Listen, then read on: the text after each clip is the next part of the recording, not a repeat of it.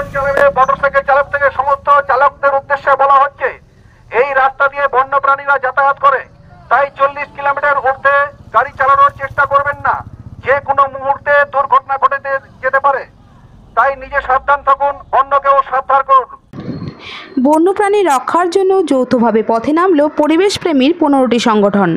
ভোরের আলো থানায় স্মারকলিপির পাশাপাশি রাস্তায় সচেতনতামূলক কর্মসূচি নেয় সংগঠনের সদস্যরা। কয়েকদিন আগে গজলডোবা যাওয়ার পথে একটি ডাম্পারের ধাক্কায় মৃত্যু হয় একটি হস্তি শাবকের। তারপরেও নিয়ন্ত্রণ করতে পারেনি ডাম্পারগুলো।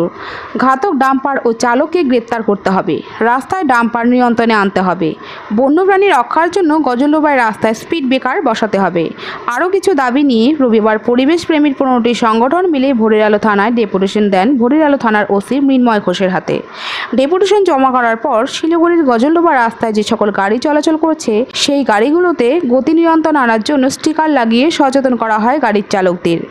এই বিষয়ে কৌস্তব চৌধুরী জানায়, আজকে আমরা এই যে হাতিটা 3-4 দিন আগে মারা গেছে, যেখানে ওই ডাম্পারের ধাক্কায় আমাদের এই মিলনপল্লীর আশপাশ এরিয়াতে একটা সাবেরাল মারা গেছিলো। সেটা মারা যাওয়ার পরে আমরা 14-15টা পরিবেশপ্রেমী সংগঠন, প্রফেশনাল ওয়াইল্ড লাইফ অর্গানাইজেশনগুলো মিলে কিছুদিন আগে আমরা 2 দিন আগে সিসিএফ ওয়াইল্ড লাইফকে ডেপুটেশন দিয়েছিলাম এবং কমিশনার সাহেবকে জানিয়েছিলাম। আজকে আমরা এই ভোরের আলো পুলিশ ফাঁড়িতে এসে একটা এফআইআরও করলাম এবং ওনাদের সাথে আলোচনা করলাম। তাতে আমরা কিছু সদার্থক জবাব পেয়েছি ওনাদের কাছ থেকে, খুব কোঅপারেট করছেন। ওনারা অলরেডি জানালেন যে ঘাতক ডাম্পারটিকে ওনারা অলরেডি আজকে অ্যারেস্ট করেছেন একটু আগে, এবং ডাম্পারটি স্বীকার করেছে যে সেই ঘটনাটা তারা ঘটিয়েছে। আমরা ওনাদেরকে বলেছি যে যতগুলো ডাম্পার অ্যাসোসিয়েশন বা যে জাতীয় জিনিসগুলো আছে তাদের সাথে ইমিডিয়েট আমাদের একটা সেন্সিটাইজেশন প্রোগ্রাম সমস্ত অর্গানাইজেশনগুলো নিয়ে বসার, সেটাতে ওনারা একমত হয়েছেন। এবং ওনাদের বলা হয়েছে কিছু স্পেসিফিক জায়গায়, যেখানে ওনারা বলেছেন যে 2 দিন পরে এই স্পেসিফিক জায়গাগুলো আমরা আইডেন্টিফাই করে দিলে ওনারা ওখানে স্পিড ব্রেকার দিয়ে দেবেন। এবং আমরা কিছু AI based, artificial intelligence based camera, যেগুলো ইজিলি আইডেন্টিফাই করতে পারে স্পিড এবং ডাম্পারের নাম্বার প্লেট, সেই জিনিসগুলোকে ওনারা বসানোর জন্য আবেদন করেছি। ওনারা বলেছেন সেটা ওনারা চেষ্টা করবেন এবং দেখবেন। এবং আমরা যেটা স্পেসিফিক্যালি বলেছি, যেখানে প্রচুর ডাম্পার চলে, শুধু বন্যপ্রাণের প্রবলেম হয় তা নয়, সাধারণ মানুষেরও প্রচুর প্রবলেম হয়। কারণ সন্ধ্যেবেলা যখন ডাম্পারগুলো এখান থেকে বেরোয়, যে স্পিডে বেরোয়, তাতে সাধারণ মানুষের পক্ষেও যাতায়াত করার সমস্যা, এবং এখানে প্রচুর বন্যপ্রাণের প্রত্যেক দিন রোডকিলগুলো হচ্ছে। তাই জন্য আমরা এটার বিরুদ্ধে আজকে একটা অ্যাওয়ারনেস ক্যাম্পেইন অলরেডি শুরু করব, এবং আমরা ডিএমের সাথেও এটা ব্যাপারটা নিয়ে এই উইকে আলোচনা করব, যাতে এখানে ডাম্পারের যে গতিবিধিগুলো আছে সেই গতিবিধিগুলোকে ইমিডিয়েট নিয়ন্ত্রণ করা যায়। কারণ ডাম্পারের জন্য যদি বন্যপ্রাণের ক্ষতি হয় বা আমাদের সাধারণ মানুষের ক্ষতি হয়, সেটাতে কোনো পরিবেশ বা কোনো সোশ্যাল সেক্টরের জন্য উন্নতি হয় না। সেই জন্য এটাকে আমরা চাই যে সঠিকভাবে ব্যবস্থা পুলিশ নিক।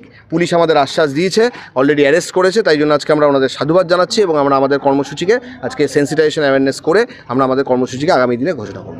আজকে প্রায় 17টার উপরে 17-20টা অর্গানাইজেশন মিলে এই অনিয়ন্ত্রিত মানে যেটা আমাদের যান চলাচল, তার সঙ্গে বিশেষ করে হচ্ছে ডাম্পার, এই ডাম্পারের অনিয়ন্ত্রিত যে চলাচল বনাঞ্চলের মধ্যে দিয়ে, বিশেষ করে গজলডোবা হচ্ছে খুব ভিআইপি এরিয়া।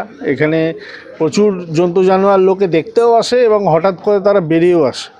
তো এই ধরনের নিয়ন্ত্রণ যদি না করা যায়, তবে আগামী দিনে আগামী প্রজন্মের কাছে কিন্তু এই ওয়াইল্ড লাইফ আর ফরেস্ট্রি একটা থ্রেটের মধ্যে পড়ে যাচ্ছে। এই থ্রেটটাকে কিন্তু কনজিউম করা সম্ভব নয়।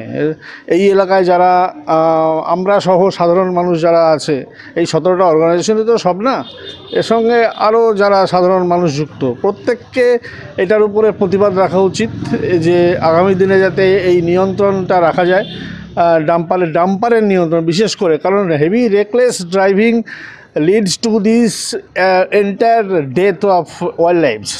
This is not ইনটলারেন্সের উপরে চলে গেছে।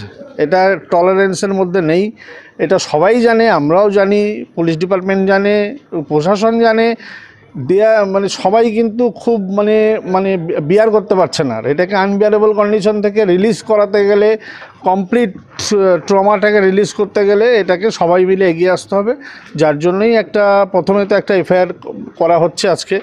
এর আগে গত পরশুদিন আমরা শিলিগুড়িতে conservator of forest, divisional forest officer থেকে শুরু করে প্রত্যেককে, এবং শিলিগুড়ি পুলিশ কমিশনারেটের মাননীয় কমিশনারকে প্রত্যেককে দেওয়া হয়েছে মেমোরেন্ডাম।